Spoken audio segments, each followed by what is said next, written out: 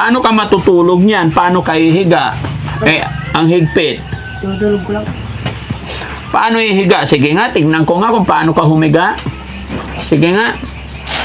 O, tapos. Dyan ka lang sa simento na higa.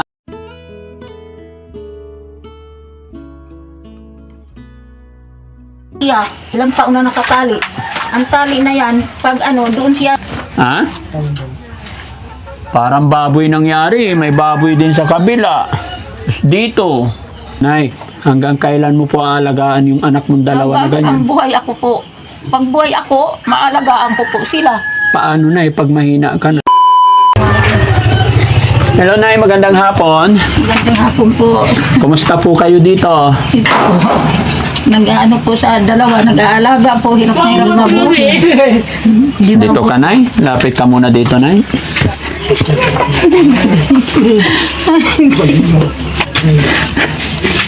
Matagal na po ako nag-aano sa inyo, nagpapalo na kung makarating kayo dito, matulungan niyo po ako. Hirap na po ako sa dalawa na yan. Ang tagal na po nila sa sa ganyang kalagayan nila. Lalo ito. Sige, Nay. Dito ka, Nay.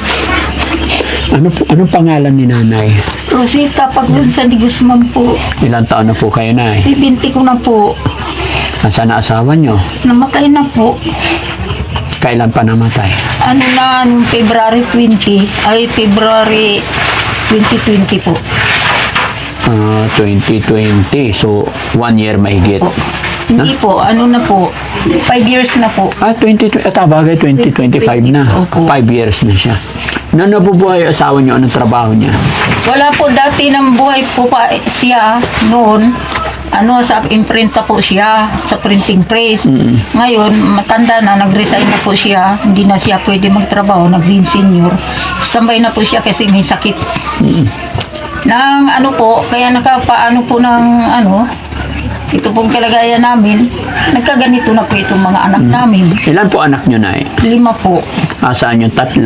Yung 3 po, yung isa nandito, yung panganay nasa sa Camarin, yung isa naman nasa Makati.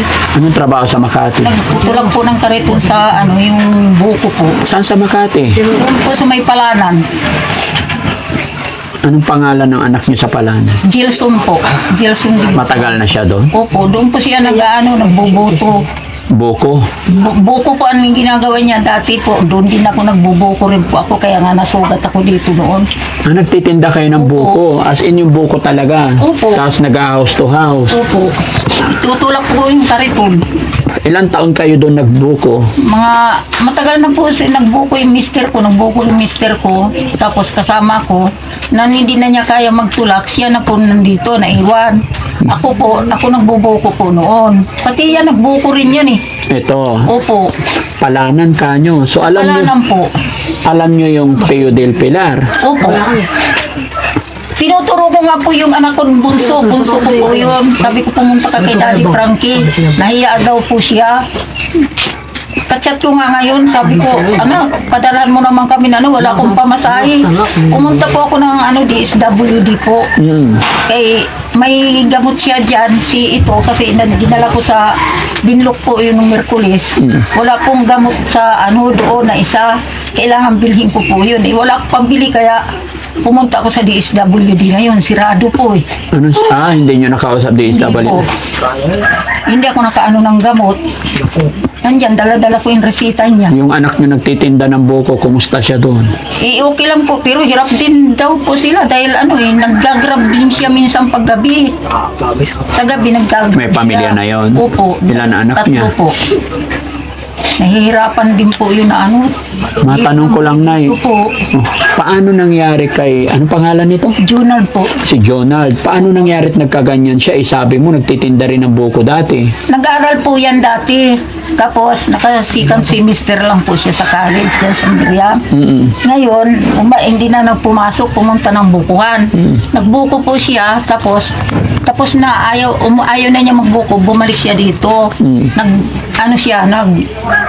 Trabaho sa Ilocan.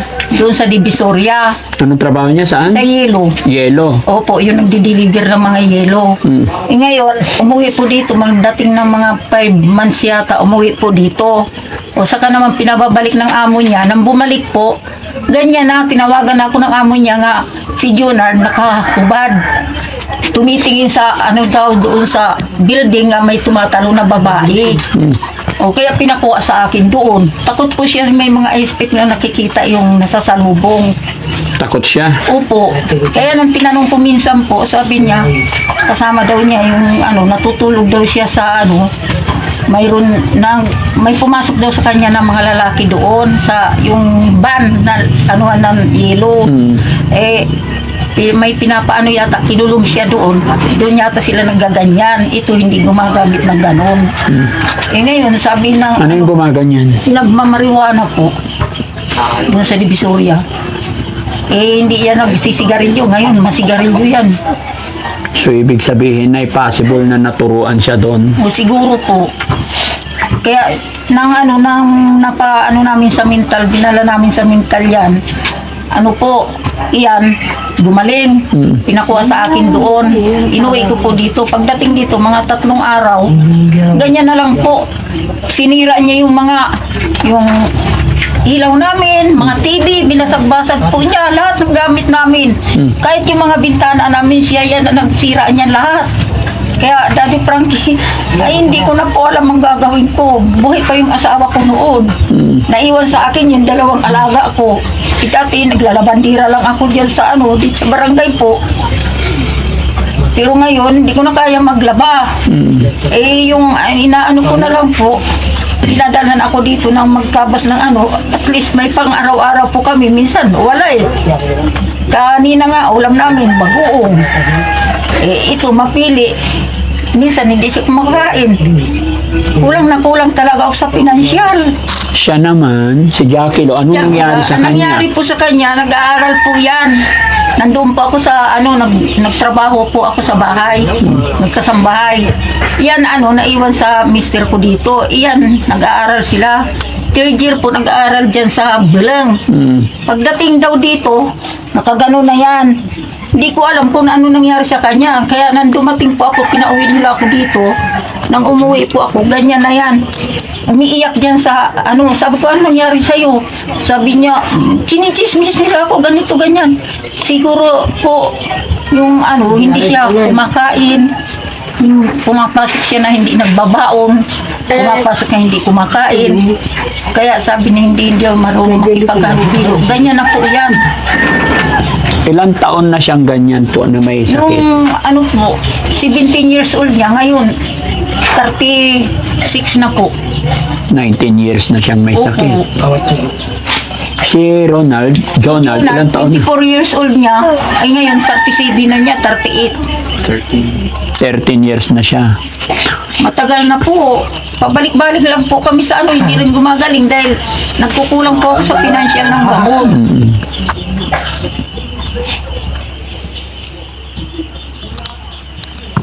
Ano ba yan? Pag yan, hindi manigarilyo, hindi namin bigyan ng sigarilyo, nagwawala. Kaya nga nasira-sira ito. Kahit anong gawin ko dati. Ngayon, hindi, anak kong babae, yan, maakyat dito. Inaayos. Pag umulan niya yun, nababasa siya. Pinupunit ang mga damit niyan.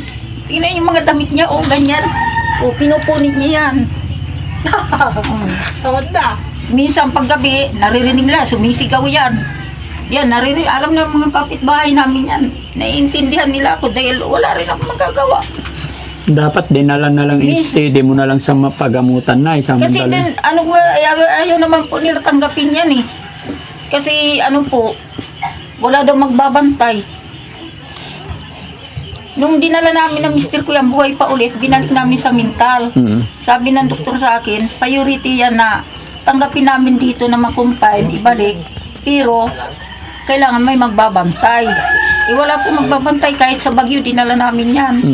Kasama po pa yung mga DSWD. Wala rin.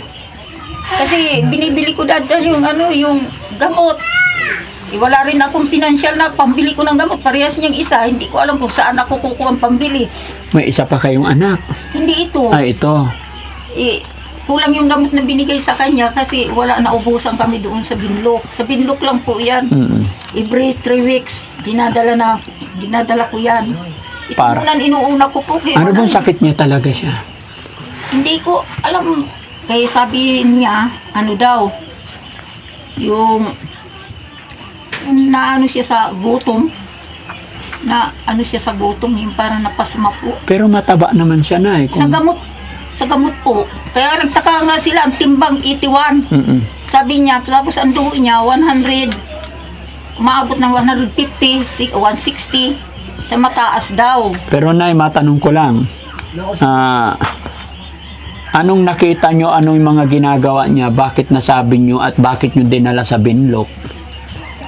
Yung ano po, yung pag hindi ko siya dinala sa Binlok po, hindi siya nakakainom ng gamot, hindi niya alam ganyan ng ganyan po sa kalsada yan. Nananambunot ng mga bata, nananakit. Tapos ang ginagawa po niyan, minsan niya, hinila ko sa buhok niyan, hinila-hila ko niyan, hindi ako binibitawan. Hanggang nagwawala yan pag hindi makainom ng gamot. Minsan hubot-hubad yan, nakaganon dyan sa kalsada. Naguhubad siya. Opo, As in, hubot-hubad. opo. Anong Kaya ginagawa mo pag naguhubad sa kalsada? Dinadala ko po yan. Kaya ang ginagawa ko po, may ano doon sa kwarto, may tali na ganito. Tinatali ko siya. Mas maiging taliin kita kaysa nandun ka sa kalsada, nakahubot-hubad ka. Makikita ng mga tao. Anong nararamdaman mo na pag nakita mo nakahubad? Siyempre nahihiya po ako. Tsaka awang-awa po ako sa kanya. Naawa, hindi ko alam anong gagawin ko. Kaya anuin ko sa sarili ko. Daddy, ay, baka para akong bigay ko ng sarili ko na ano. Sabi ko, paano kung mamatay na ako? Walang mag-aalaga po sa kanila. Gaano kahirap yun na, yung dalawang alaga mo na Hirap na ganyan? hirap po ako. Minsan niya, hindi ako makatulog. Hindi ako makatulog. Kasi kaunting karuskos lang nito, harangan ko yan. Iharang ko dito kasi mamog. Pag ano yan, susuntukin niya yan, ihagis niya dyan sa kabila. Pag nagdudumi nga, nandiyan pa nga, oh. Pag nagdudumi nga po yan, hinahawakan niya, tapos inaano. Minsan ginaganon niya sa ulo. Naalala ko tuloy nakita ko yung inanon yung ginupitan yung Sinong mga nagpapaligo sa kanya? Ngayon, ako po, nalalapitan ko siya ngayon. Pero pag pinakawalan niyo yan, Daddy, tatakbo yan kung saan-saan, kung anong ginagawa niya. Tapos maghuhubot-hubad yan, tatakbo malayo. Hindi ko na magpigilan. Hinahanap namin yan kung saan makarating. Ayaw ko lang kasi nakatali siya. Ilang taon na nakatali. Ang tali na yan, pag doon siya nilagay ko sa harap. Alam niyo yung ginawa niya? Sinira niyo yung harapan. Nagiba-giba na yung mga kaya siya nagsira ng bahay. Ayan, malapit ng... Yun nga, tagal nandito. Kaya minsan pag malakas ang ulan, aawa rin ako, inaamo-amo ko. Sabi, bigyan kita ng sigarilyo, doon ka magbihib ka. Pero nakakausap ko, kilala niya yung mga tao. Bakit ganoon kapag nakawala ka? Takutan mga tao sa'yo. Kasi, pag nakawala siya, matapang siya. oo po.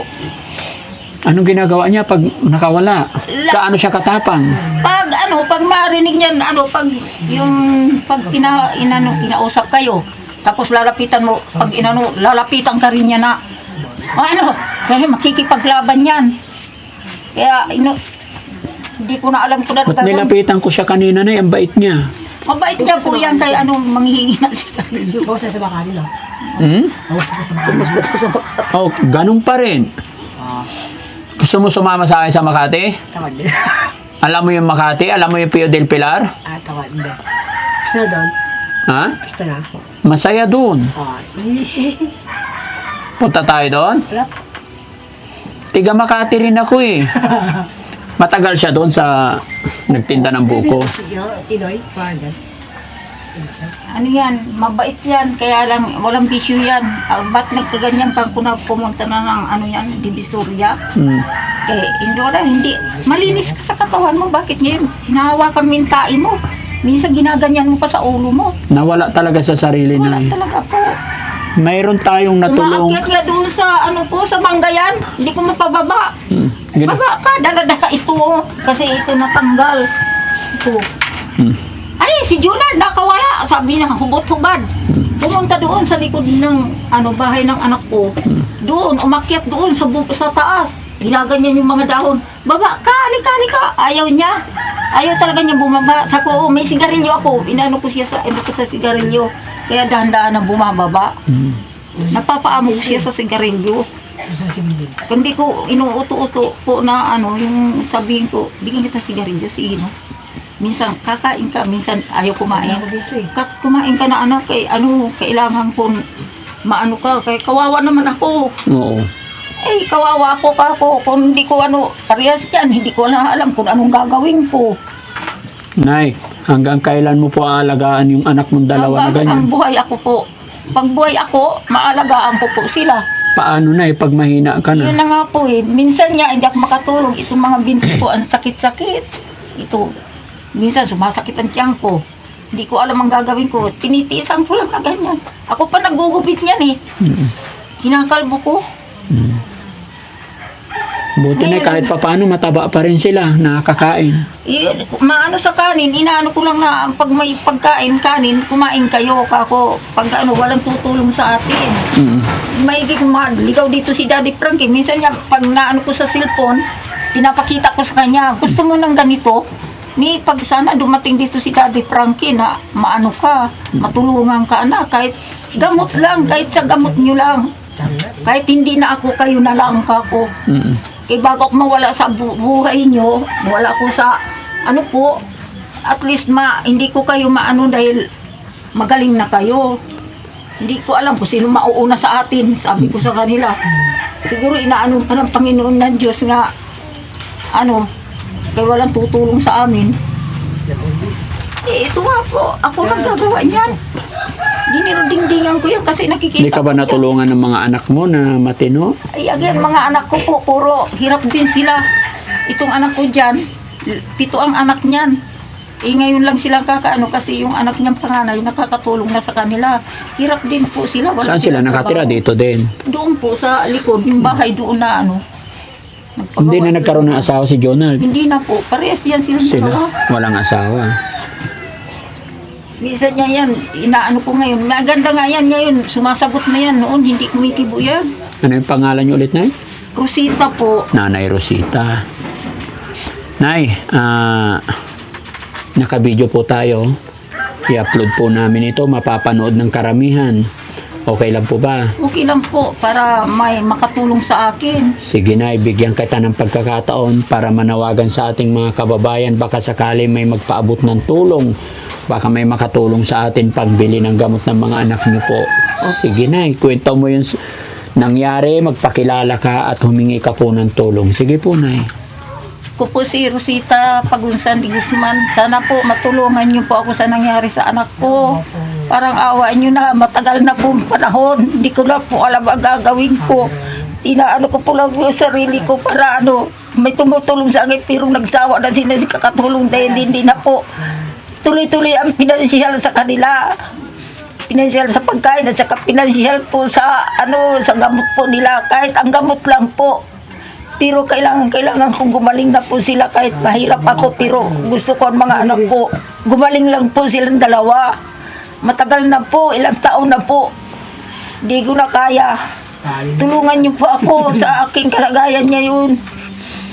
Mga kamag-anak ko, nagsawa na rin sila po sa akin. Buti po na dito si Daddy ko. Sana po matulungan niyo kami. Tuwan-tuwa po ako na nakarating po sila dito sa amin.